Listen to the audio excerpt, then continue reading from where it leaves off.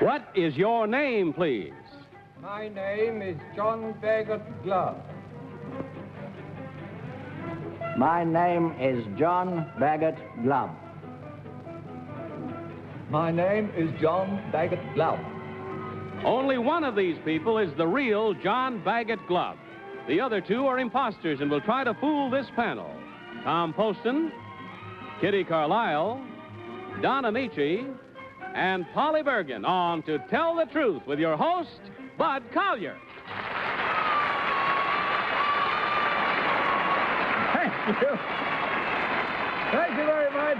And welcome once again to Tell the Truth, brought to you this week by Helene Curtis, makers of fine beauty products, creators of Suave hairdressing and conditioner, and Enden dandruff treatment shampoo. Now, panel, will you kindly open up your envelope, take out your affidavit cards, and follow along as I read. I, Lieutenant General Sir John Baggett Glubb, am the former commander of the Arab Legion. I went to the Middle East as a young officer in the British Army and remained to soldier there for 36 years. Among the Arab people and throughout the world, I am known as Glubb Pasha, signed John Baggett Glubb.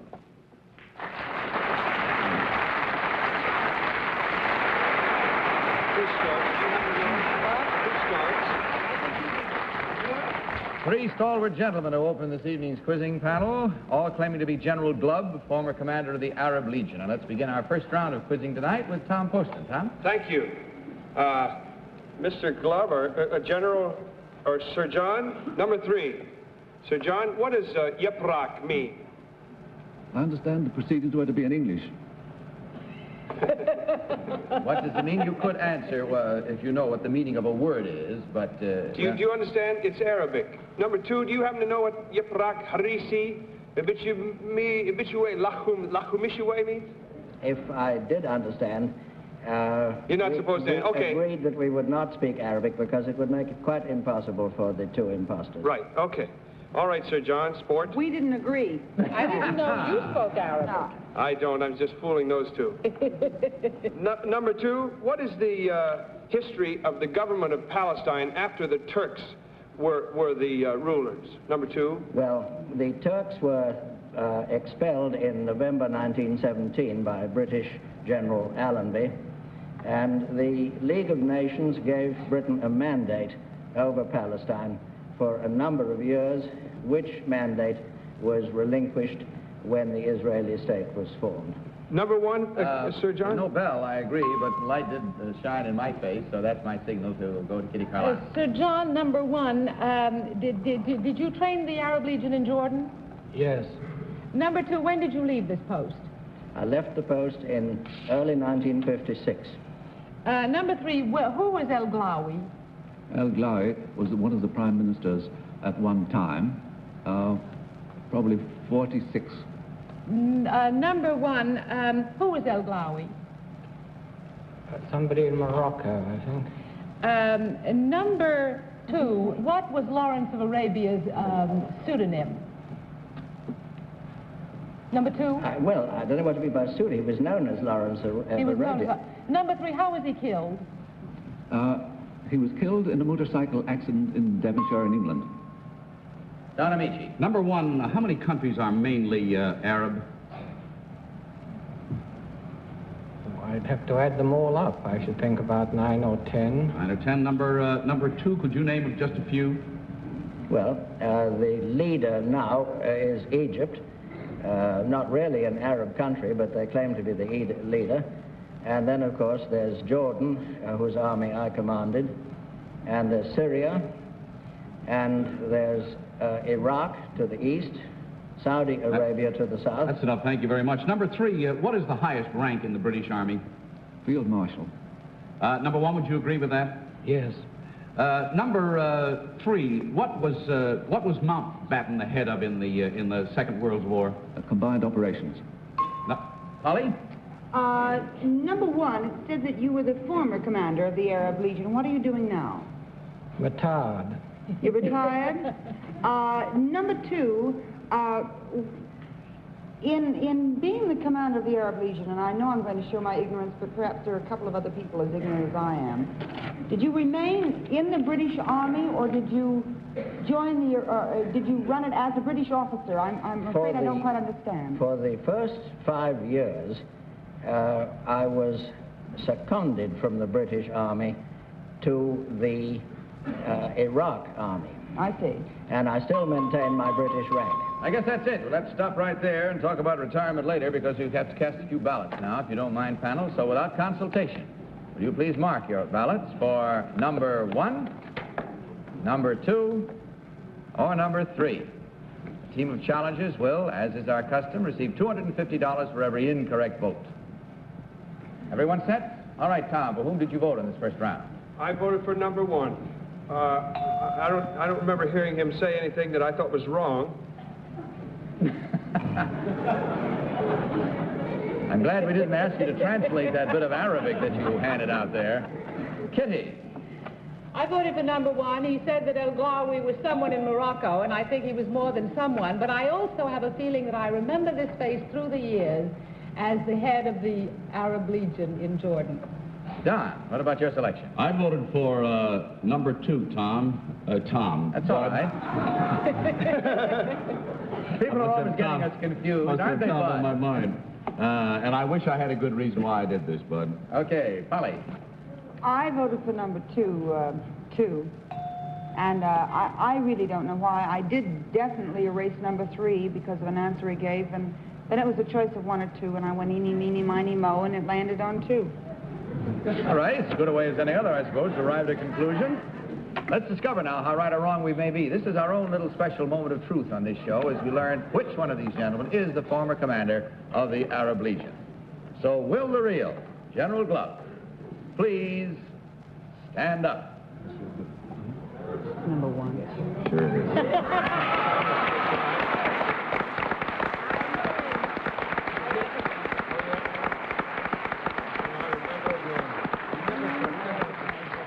Thank you, sir, very much.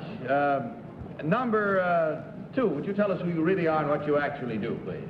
Well, my name is Phillip K Saunders, and I now operate the Upton Country Club in Ocherius, Jamaica, British West Indies.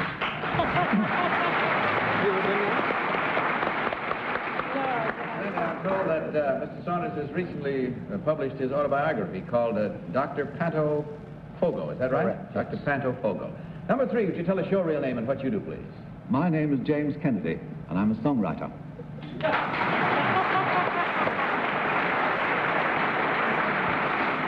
Incidentally, panel, in case you don't know, Mr. Kennedy is not just a songwriter. I have a list here, just a few of the things he's written. You may have heard of them, such as My Prayer, South of the Border, Red Sails in the Sunset, April in Portugal, Harbor Lights, Isle of Capri, and Did Your Mother Come from Ireland?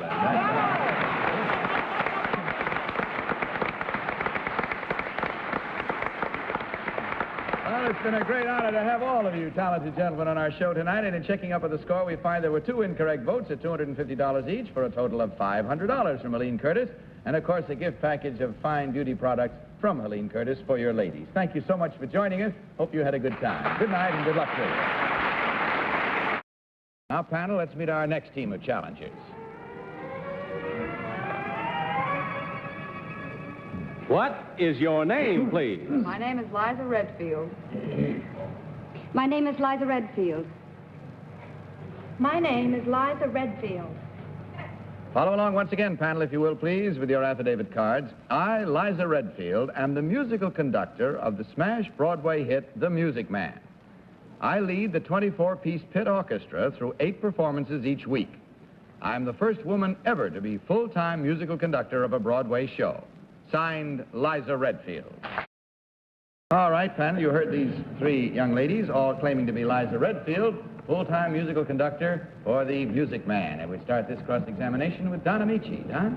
Thank you, Bud. Number 3, could you name me another lady conductor on Broadway? There is no other lady conductor on Broadway. There is an assistant conductor. And what's her name? Her name is Karen, and the name escapes me. Number 2, how many bars are there in 76 trombones? How many bars? Bars, yes.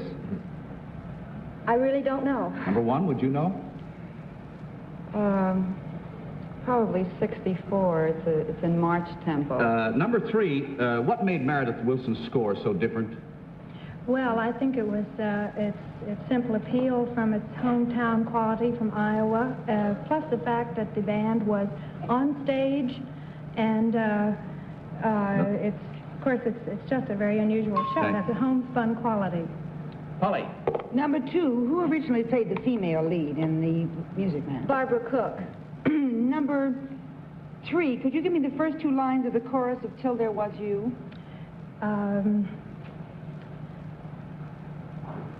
Number 2, could you give me the first 2 lines? There were bells on the hill. Now, there were bells, but I didn't hear them ringing till there was you. Number 3, who did you replace as conductor? I replaced Herb Green. Number 1, what is Mr. Green doing now? The Unsinkable Molly Brown. Number 2, who wrote The Unsinkable Molly Brown? Meredith Willson. Number 3, who wrote the book? Meredith Willson. Number 1, who is the producer of The Music Man? Kermit Bloomgarden and Herb Green. Tom Poston. I know a little bit about it. I won't get too technical, though, so I'll ask number 1. No Arabic? Who wrote the, well, I could ask the names of some of the orchestra members, you know, and stuff like that. Who wrote the music for The Music Man? Number 1. Meredith Willson. Who wrote the lyrics for The Music Man? Meredith Willson. Who wrote the book, number 1? For Music Man? Meredith Willson with Franklin Lacey. And you say he's just written the score and the libretto for The Unsinkable Molly Brown? I say he was a fairly talented man, wouldn't you? He certainly is. Number 1, could you tell us what scene went from a musical scene to a spoken scene? And not, first it was sung and then it was later spoken. You remember that? First sung? At one time, this spoken scene was sung. Well, I came into the show fairly recently. I don't know what changes there were made. I was interested in that. Well, I think this is the first time that none of these ladies can say they don't read music. So number 2, how many flats in the key of B flat? 2 flats. Number 3, how many sharps in A? 3 sharps. Number 1, would you give me the name of 3 wind instruments offhand? Flute, oboe, bassoon. And number 2, give me the name of 3 brasses. French horn, trombone, trumpet. That's it. Time once again on musical notes to mark your clefs, if you will, please. And mark them well without consultation. Voting for number 1, number 2, or number 3. All right. Voting is progressing in the booths. Tom, you all set? I guess so. Okay, for whom did you vote? I voted for number 3. I changed at the very last instant. It may be apocryphal, but I understand that the scene in the train that is now spoken, what do you talk, what do you talk, what do you talk, it used to be sung, and they spoke it one day, and it sounded so good that they changed it. I would be very much surprised if the girl who now conducts, the beautiful girl who now conducts, wouldn't have known about that. Otherwise, I thought it was number 1. Kitty. Well, they're all 3 very good musicians, and they all 3 know, but I think the only one who has the determined look of a woman who could conduct an orchestra is number 1.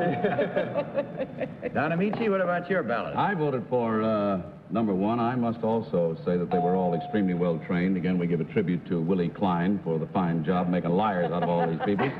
But I thought number 1 gave the most correct answers. And finally, Polly. Well, I voted for number 1. I always like to give Willie credit for training them, too, but this program is just sneaky enough to get 2 imposters who are musicians. Who probably play in the band or something. All right, there we have it now. The die is cast, and let's see how yours is doing at home, too. You vote, we make up our minds, and then we prove it one way or the other. And that's this moment now as we discover which one of these ladies is the real conductor of the orchestra at the hit show, The Music Man. So will the real Liza Redfield please stand up?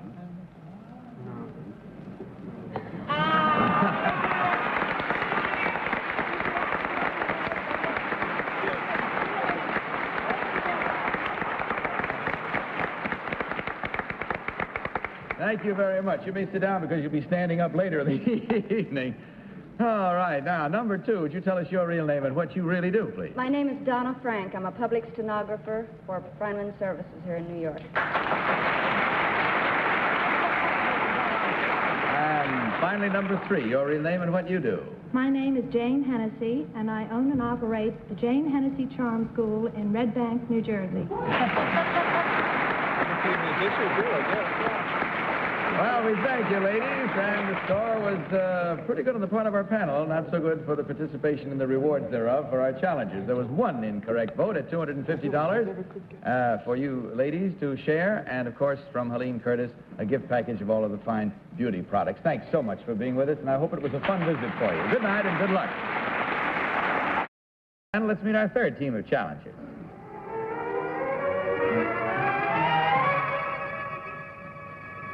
What is your name, please? My name is Raymond Roma. My name is Raymond Roma. My name is Raymond Roma. Follow along for the third time, panel, if you will, with your cards. I, Raymond Roma, have been driving a taxicab in New York City for the past 13 years. New Yorkers are often startled when they step into my air-conditioned cab. In the cab, for the comfort and convenience of my passengers, I carry newspapers, cigars and cigarettes, candy, a manicure set, and electric shavers. For ladies in distress, there is a hairspray, emergency nylon stockings, and occasionally a corsage. After each passenger leaves, I empty the ashtrays and sweep out the cab. Perhaps my previous occupation accounts for my desire to give better than average service. I was formerly a butler. Signed, Raymond Roma.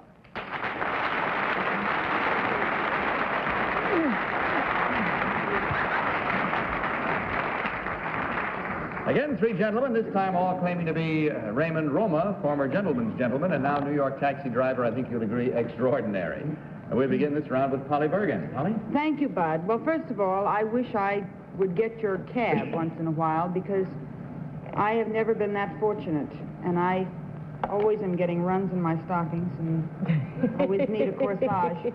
Number 3, with all of these things, do you also get out and open the door? I beg your pardon? Did you ask me? Number 3. Yes, number 3. I'm sorry. If it's a lady, I would. Would you really? I've never had a cab door open for me in New York City. Have you, anybody? Yes, occasionally. I went to Philadelphia over the weekend. They went around, and I thought he was leaving. I said, no, wait.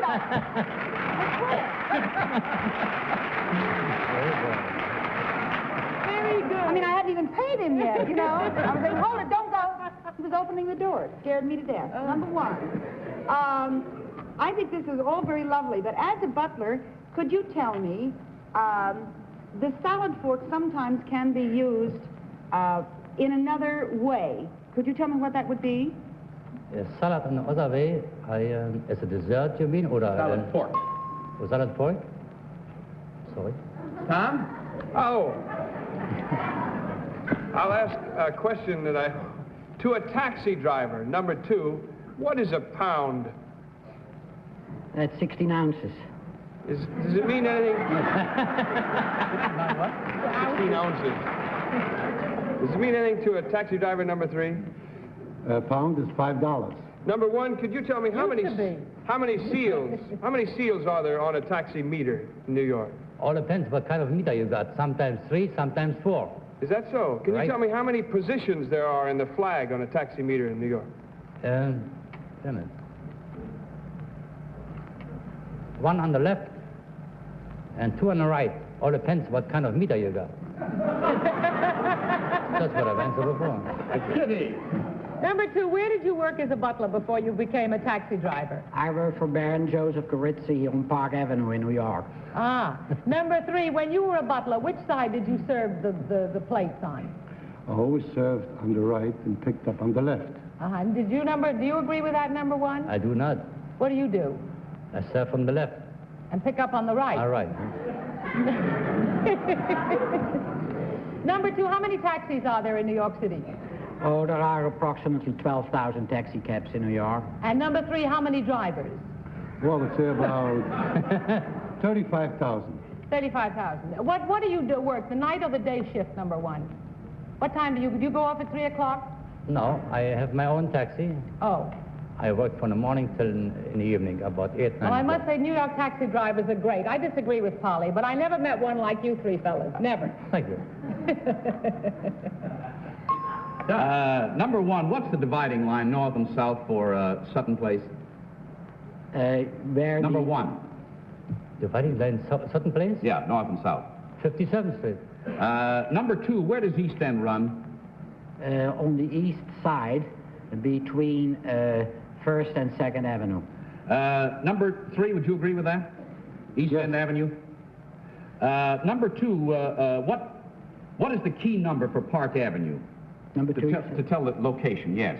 The key number for Yes, Park Avenue? Park Avenue. 21. Number one, what would you say? I don't follow your answer, sir. Well, you divide the number, the first two numbers, and then take that half and add what number to get the cross street for Park Avenue? Yes, I have no idea. Number three? I'm sorry. You don't know? Number... Boy, that's like how many 2-cent stamps in a dozen? I never heard that mentioned. Oh, yeah. Oh, yes, very definitely. I'll have to get together with you and learn my way around New York. Almost all, but the key happens for Park Avenue happens to be 34. Well, we let that one out of the bag. Let's see Divide what the happens first two now. numbers We've and add time to vote. together. So without consultation, will you kindly mark your ballots and vote for number one, number two, or number three? All set, everyone? Tom, your ballot, please. I voted for number one, Bud. And it's just possible that I may recognize number three. I'm not sure about that, I but feel the same way. you too, I do Don? too. There's I something don't know familiar where about I've his seen face. it, yes. But I like most of number one's answers, not all of them, I must say, but I did vote for number one. Kitty. I voted for number one. All I can tell you is that the number 2 and 3 may be good taxi drivers, but they're lousy butlers. Nobody serves on the right and takes away on the left. So I voted for number one.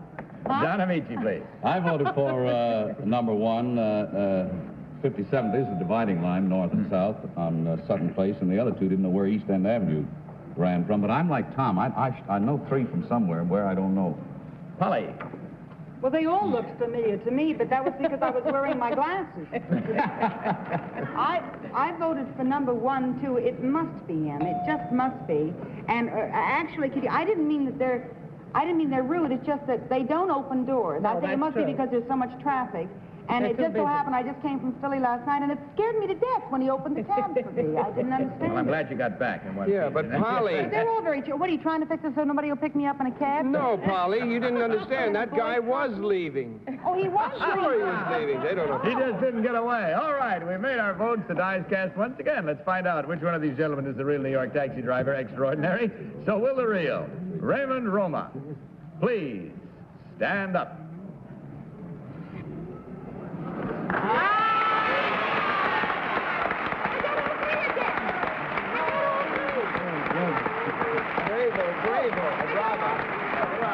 Thank you, sir, and I'm sure we all agree we'd all like to get your cab one day, believe me. It would be something to look forward to. Number two, your real name and what you really do, please. My name is Joe Gorizzi, and I'm an insurance salesman in the Vanderbilt office of the New York Life Insurance Company. And finally, number three, your real name and what you do. My real name is Walter Kirsch. I'm the manager of the famous Viennese Lantern on East 79th Street. You ought to know better than that. You ought to know better about serving. He doesn't have to serve over there. He's the manager. It doesn't matter. I would throw you off. All right. And I was there last week, too. That's We right. have We a had the grand pleasure. slam for the panel, if I may say so. They did a good piece of voting there. However, $150 from Aline Curtis for you gentlemen to share. And, of course, a gift package of beauty products from Aline Curtis for your ladies. Thanks for being with us. Good night and good luck to you. That's all we have time for tonight, but good things end quickly. Good night, panel. Good night, Bud. Bud. Carlisle saying good night from Aline Curtis and reminding you to tell the truth. Good night, everyone. To Tell the Truth is a Mark Goodson, Bill Todman production in association with the CBS Television Network.